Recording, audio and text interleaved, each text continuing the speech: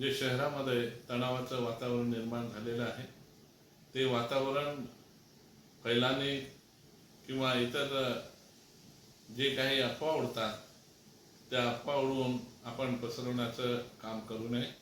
कारण पोलीस विभागानं आपल्याला सर्वांना शांततेचं आव्हान दिलं आहे आणि त्याचबरोबर त्यांनी शहरावर जे तणावाचं वातावरण होतं त्याच्यावर निश्चितपणानं या ठिकाणी कंट्रोल केलेला आहे।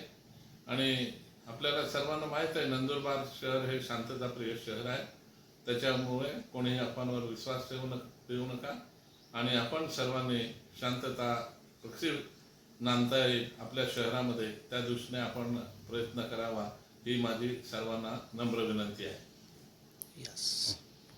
सर्व नागरिकांना आवाहन आहे, नंदुरबार शहरामध्ये ईदची मिरवणूक दरम्यान जे दगडफेक झाली आणि त्या 2 गटामध्ये जे दगडफेक झाली त्याच्यामुळे शहराचे जे काही कायदा व सुव्यवस्थेचा प्रश्न आहे त्याच्यावर प्रश्न निर्माण झालेला आहे।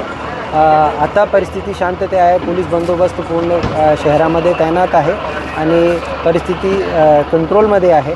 सर्व नागरिकांना एकच आवाहन आहे, कुठल्याही परिस्थितीची आक्षेपार्ह व्हिडिओ आक्षेपार्ह अफवा पसरू नये आणि अफवाला बळी पडू नये।